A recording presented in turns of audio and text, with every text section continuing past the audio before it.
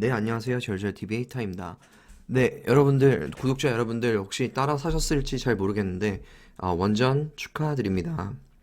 저도 결국 보성 파워텍 되게 많이, 나름 그 비중에서 꽤 큰 비중으로 들고 있었는데, 결국 상한가로 월요일날 마감을 하면서, 어쨌든 좋은, 일부 좀 익절을 하면서 이렇게 좀 가져가고 있는데, 일단 뉴스는 다들 아시겠지만 문재인 대통령이 원전이 주력이다 말을 조금 바꿨는데 뭐 결국에는 이렇게 될 거라고 솔직히 생각을 계속 이거 저희 방송을 보신 분들은 알겠지만 계속 말씀을 드려왔던 거고 사실 문재인 대통령이 이렇게 얘기를 해서 물론 단기적으로 좀 급등을 하긴 했지만 어 이게 비단 우리나라뿐만이 아닙니다.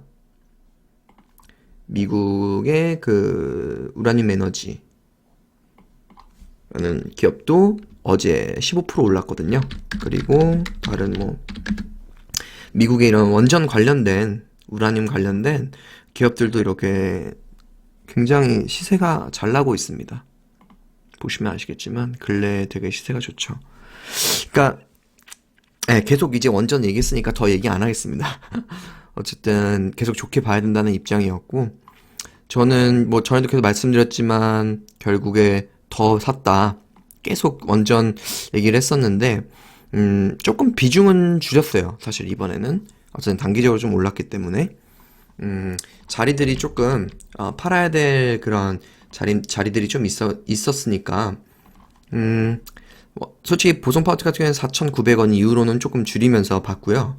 그 다음에 뭐 한전기술 같은 경우에는 시가로 다 매도하고 이런 거는 딱 거의 시가로 매도하고 두산중공업도 시가 매도.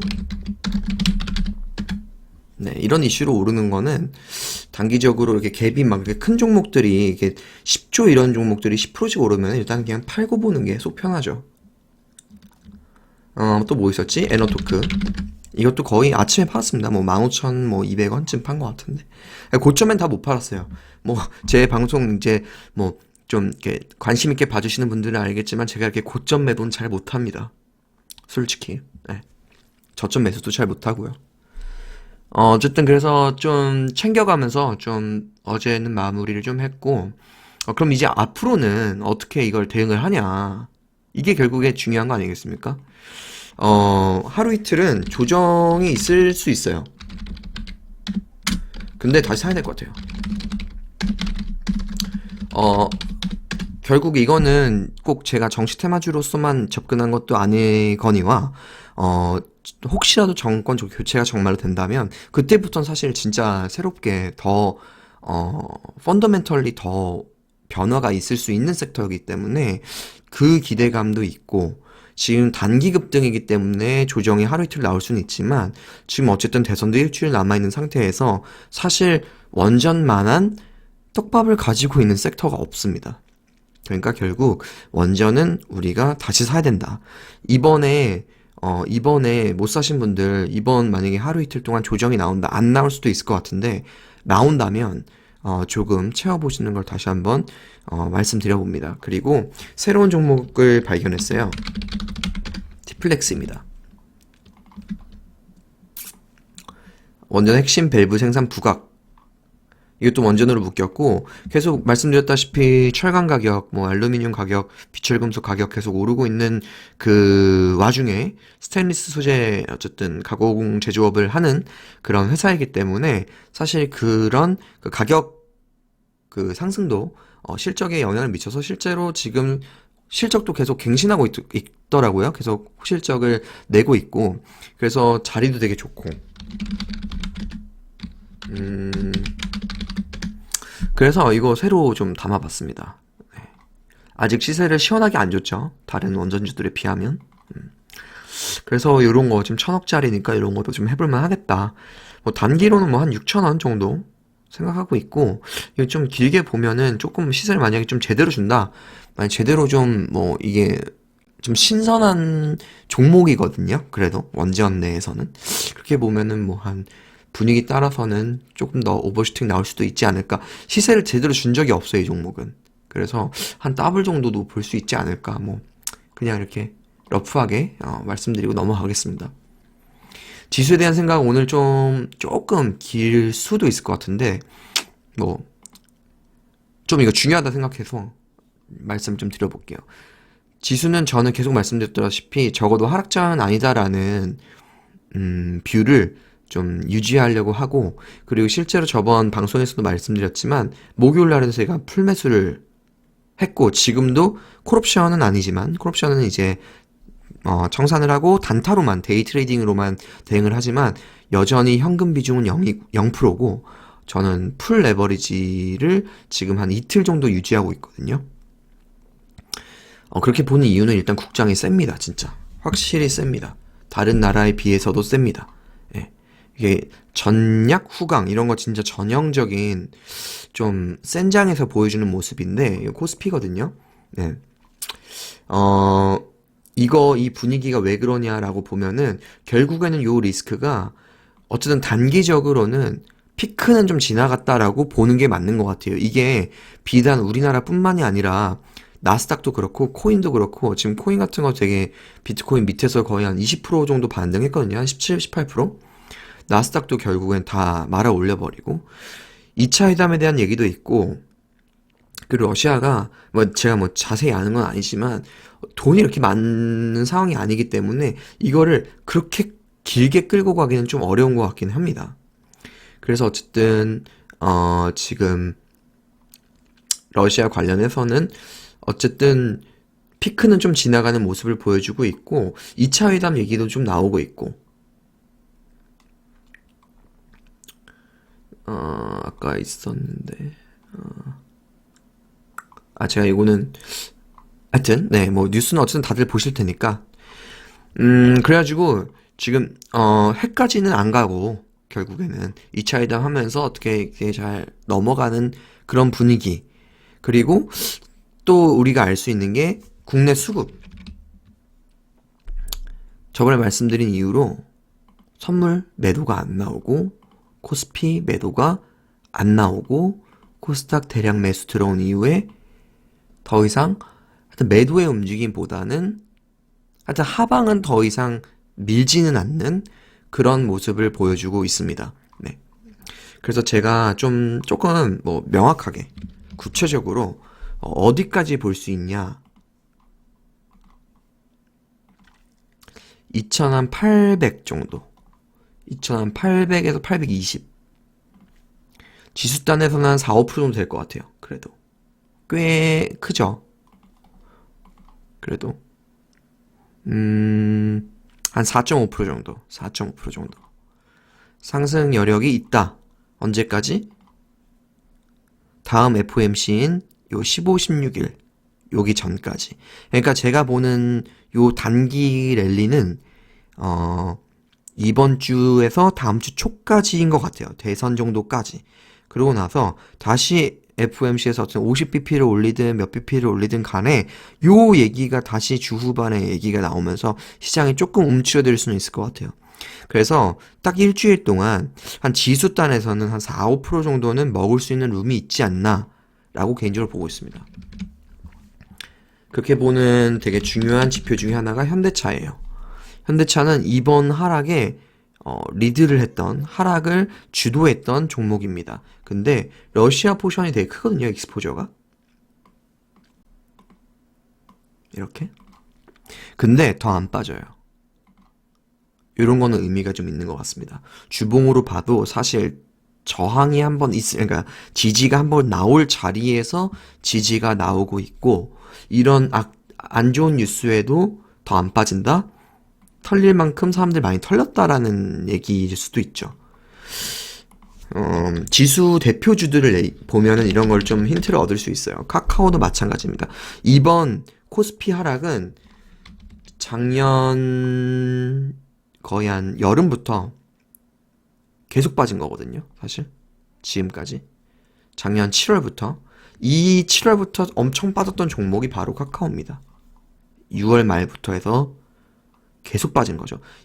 이 코스피의 하락 주도주가 카카오였습니다. 근데 이거 저점 찍은 이후로 지금 전쟁 리스크에 하나도 반응을 안 하고 올랐습니다. 이런 거 보면은 그러니까 하락을 주도하던 애들이 하락을 멈췄다라는 거는 더 이상 큰 하락을 보기가 어렵다라는 식으로 해석을 할 수 있을 것 같아요. 경험적으로도 그래 왔고 저는 실제로 이렇게 하고 있고 그리고 저희가 그 제디님하고 얘기할 때도 카카오를 계속 쇼스로 보다가 요쯤에서 매수를 단기 매수로 의견을 바꿨었죠. 네, 그렇기 때문에 지수 단에서도 하여튼 룸은 그 정도 있다. 하지만 그 이후에 FOMC 리스크 때문에 다시 조금 움츠러드는 그 과정 속에서 바닥을 찾아가지 않을까.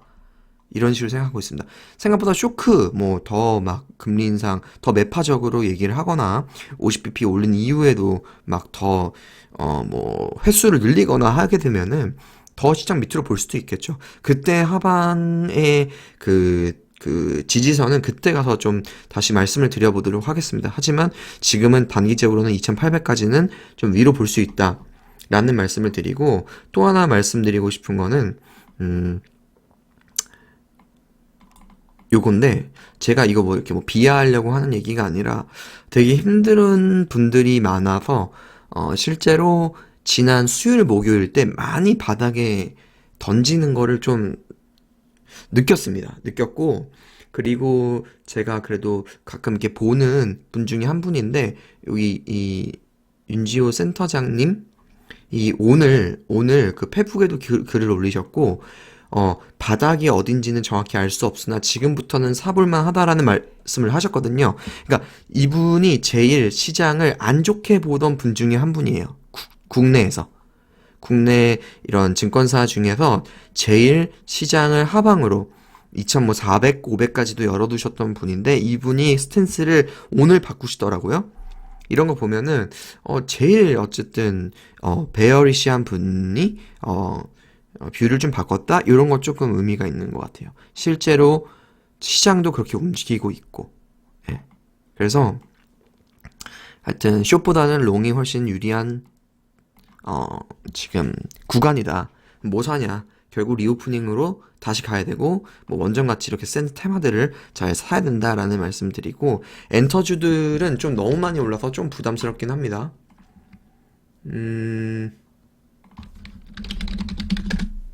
너무 올랐죠 지금. 이게 지금